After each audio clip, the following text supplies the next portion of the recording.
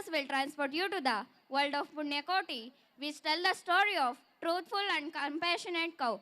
So, put your hands together for our grade 8 superstars. ಸತ್ಯನಿಷ್ಠೆ ಧರ್ಮ ಹಾಗೂ ನ್ಯಾಯದ ಪ್ರತೀಕವಾದ ಪುಣ್ಯಕೋಟಿಯ ಪ್ರಾಮಾಣಿಕತೆಗೆ ಮೆಚ್ಚಿ ಭರತಖಂಡದ ಸದ್ವಂಶದಲ್ಲಿ ಜನಿಸಿದ ಹುಲಿ ತನ್ನ ಪ್ರಾಣವನ್ನು ಕಳೆದುಕೊಂಡಿತ್ತು ಎಂಬುದನ್ನು ನೃತ್ಯದ ಮೂಲಕ ಪ್ರದರ್ಶನ ಮಾಡಲಿದ್ದಾರೆ ನಮ್ಮ ಶಾಲೆಯ 8ನೇ ತರಗತಿ ವಿದ್ಯಾರ್ಥಿಗಳು.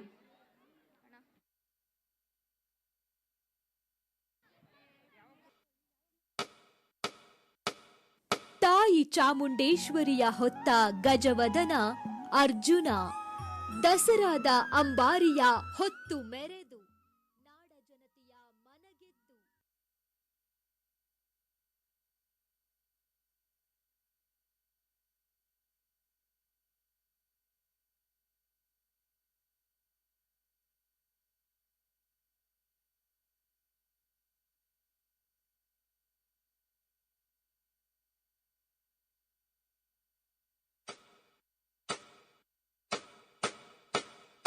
ಕನ್ನಡ ನಾಡಿನ ಆಬಾಲ ವೃದ್ಧರಿಗೆ ಪ್ರಿಯವೂ ಚಿರಪರಿಚಿತವೂ ಆಗಿರುವ ಕಥನ ಕವನ ಗೋವಿನ ಹಾಡು. ಇಂದಿನ ತಾಂತ್ರಿಕ ಜೀವನದಲ್ಲಿ ಮೌಲ್ಯಗಳನ್ನ ಮರೆತು ಬಾಳುವ ನಮಗೆ ಈ ಗೋವಿನ ಹಾಡು ಸತ್ಯದ ಸತ್ವವನ್ನ ತೆರೆದಿಡುತ್ತದೆ. ಮಹಾಭಾರತ ರಾಮಾಯಣದಂತಹ ಮಹಾಕಾವ್ಯಗಳು ದೀರ್ಘವಾಗಿ ಹೇಳುವ ಮಾನವಿಕ ನೈತಿಕ ಮೌಲ್ಯಗಳನ್ನ ಅತ್ಯಂತ ಸರಳವಾಗಿ ತಿಳಿಸುತ್ತದೆ ಈ ಗೋವಿನ ಹಾಡು. ಆ ದೃಷ್ಟಿಯಿಂದ ಜನಸಾಮಾನ್ಯರ ಭಗವದ್ಗೀತೆ ಈ ಪುಣ್ಯಕೋಟಿಯ ಕತೆ.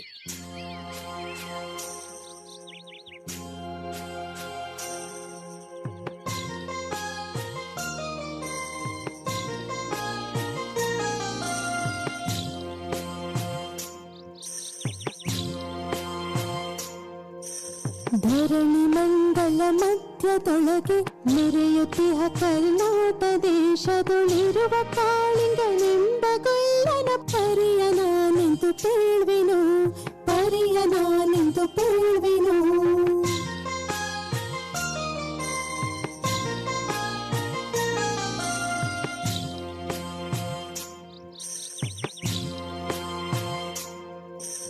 ಗೆಳೆಯ ಮಾವಿನ ಮರದ ಕೆಳಗೆ ಕಳಲನೂದುತ್ತ ಕಳ್ಳಗೌಡನು ಬಳಸಿನಿಂದ ಚುರುಗಳನ್ನು ಬಳಿಗೆ ಕರೆದನು ಹರುಷದಿ, ಬಳಿಗೆ ಕರೆದನು ಹರುಷದಿ.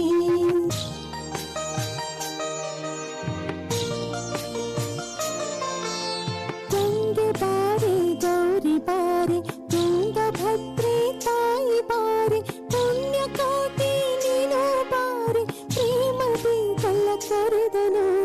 ಎಲ್ಲ ಕರೆದ ದನಿಯ ಕೇಳಿ ಎಲ್ಲ ಹಸುಗಳು ಬಂದು ನಿಂತು ಚಲ್ಲಿ ಸೂಸಿ ಹಾಲ ಕರೆಯಲು ಅಲ್ಲಿ ತುಂಬಿತು ಬಿಂದಿಗೆ. ಸತ್ಯವೇ ಭಗವಂತನೆಂಬ ಪುಣ್ಯಕೋಟಿಯ ಕಥೆಯಿದು.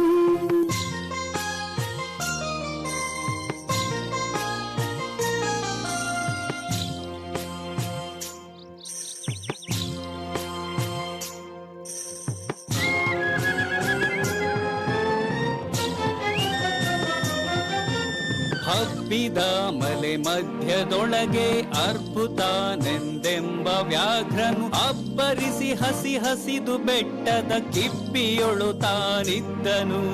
ಸಿಡಿದು ರೋಷದಿ ಮುರಿಯುತ್ತಾ ಹುಲಿ ಗುಡುಗುಡಿಸಿ ಪೂರಿಡುತ್ತ ಚಂಗನೆ ತುಡುಕಲೆರಗಿದ ರಭಸ ಕಂಜಿ ಚದುರಿ ಹೋದವು ಹಸುಗಳು.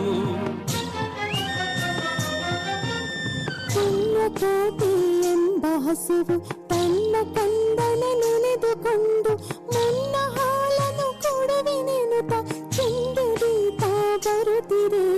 ಹಿಂದೆ ನಗೆ ಆಹಾರ ಸಿಕ್ಕಿತು ಎಂದು ಬೇಗನೆ ದುಷ್ಟ ವ್ಯಾಘ್ರನು ಬಂದು ಬಳಸಿ ಅಡ್ಡಗಟ್ಟಿ ನಿಂದನ ಹುಲಿರಾಯನು.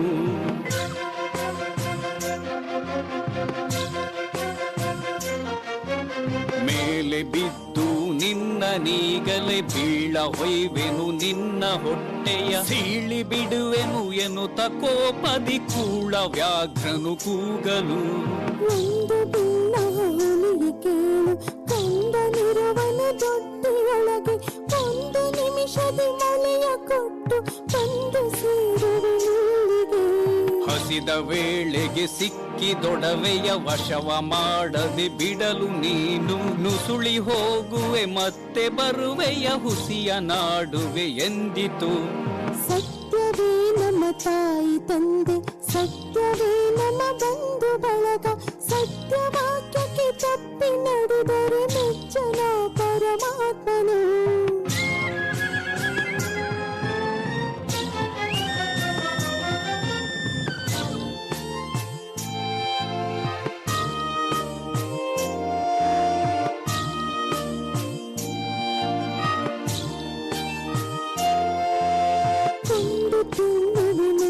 ಹುಲಿಗೆ ಚಂದದಿಂದ ಭಾಷೆ ಇಟ್ಟು ಚಂದ ನಿನ್ನನ್ನು ನೋಡಿ ಹೋಗುವೆನೆಂದು ಬಂದನು ತೊಟ್ಟಿಗೆ.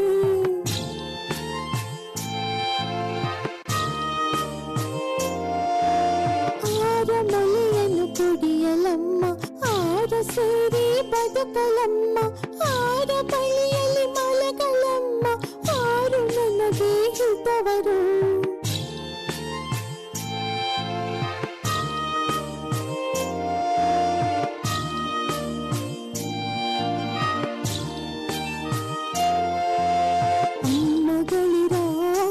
ಗಳಿರ ನಮ್ಮ ತಾಯಿಗೊಡ ಹುಟ್ಟುಗಳಿರ ಕಂದ ನಿಮ್ಮವನೆಂದು ಕಾಣಿರಿ ತಪ್ಪಲಿಯ ಈ ಮಗುವನು.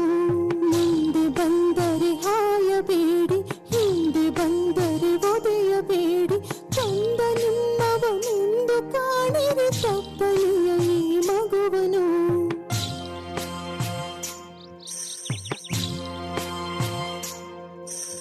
ತಪ್ಪಲಿ ನೀನಾದಿ ಮಗನೇ, ಹೆಪ್ಪುಲಿಯ ಬಾಯನ್ನು ಸೇರುವೆ, ಇಬ್ಬರಾರುಣ ತೀರಿತೆಂದು ತಪ್ಪಿಕೊಂಡಿತು ಕಂದನ. ಗೋವು ಕರುವನ್ನು ಬಿಟ್ಟು ಬಂದು ಸಾವಕಾಶವ ಮಾಡದಂತೆ ಗವಿಯ ಬಾಗಿಲ ಸೇರಿ ನಿಂತು ತವಕದಲ್ಲಿ ಹುಲಿಗೆಂದಿತು. ಖಂಡವಿದೆಕೋ ಮಾಂಸವಿದೆಕೋ, ಗುಂಡಿಗೆಯ ಬಿಸಿ ರಕ್ತವಿದೆಕೋ, ಚಂಡ ವ್ಯಾಘ್ರನೆ ನೀನಿದೆಲ್ಲವ ತುಂಡು ಸಂತಸದಿಂದಿರು. ಪುಣ್ಯಕೋಟಿಯ ಮಾತ ಕೇಳಿ ಕಣ್ಣ ನೀರನ್ನು ಸುರಿಸಿ ನೊಂದು ಕನ್ನೆ ಇವಳನ್ನು ಕೊಂದು ತಿಂದರೆ ಮೆಚ್ಚನ ಪರಮಾತ್ಮನು. ಎನ್ನ ಒಡ ಹುಟ್ಟಕ್ಕ ನೀನು ನಿನ್ನ ಕೊಂದು ಏನ ಪಡೆವೆನು ಎನ್ನುತ್ತಾ ಹುಲಿ ಹಾರಿ ನೆಗೆದು ತನ್ನ ಪ್ರಾಣವ ಬಿಟ್ಟಿತು. ಸತ್ಯವೇ ಭಗವಂತನೆಂಬ ಪುಣ್ಯಕೋಟಿಯ ಕಥೆಯಿದು, ಸತ್ಯವೇ ಭಗವಂತನೆಂಬ ಪುಣ್ಯಕೋಟಿಯ ಕಥೆಯಿದು.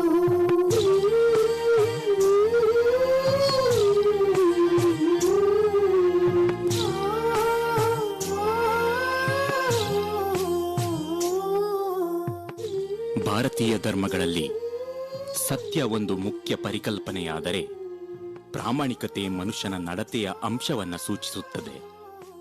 ಸತ್ಯ ನಿಷ್ಠುರವಾದರೆ ಪ್ರಾಮಾಣಿಕತೆಯಿಂದ ಇರುವುದು ಅಷ್ಟೇ ಕಷ್ಟಕರ. ನಮ್ಮ ಜೀವನದ ಅನೇಕ ಮಹತ್ವದ ಸಮಯದಲ್ಲಿ ನಮ್ಮ ಎದುರು ಸುಳ್ಳು ಅಥವಾ ಸತ್ಯ ಆಯ್ಕೆಯಾಗಿರುತ್ತದೆ. ಸುಳ್ಳು ಅತ್ಯಂತ ರಮಣೀಯವಾಗಿದ್ದರೆ ಸತ್ಯ ಕಟುವಾಗಿರುತ್ತದೆ. ಆದರೆ ಸತ್ಯವೇ ಅತ್ಯಂತ ಶಕ್ತಿಶಾಲಿ. ಪ್ರಾಮಾಣಿಕತೆ ಅತ್ಯಂತ ಪವಿತ್ರವಾದುದು.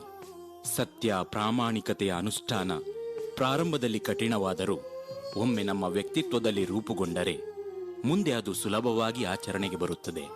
ಸತ್ಯ ಹಾಗೂ ಪ್ರಾಮಾಣಿಕತೆಯ ಧೈರ್ಯದಿಂದ ಭಯದ ಮೇಲೂ ಜಯ ಸಾಧಿಸಬಹುದು, ಭಯದ ಮೇಲೂ ಜಯ ಸಾಧಿಸಬಹುದು. ನೆನಪಿಡಿ ಬಂಧುಗಳೇ, ಇದುವೇ ಈ ಪುಣ್ಯಕೋಟಿ ಕಥನ ಕವನದ ಸಂದೇಶ.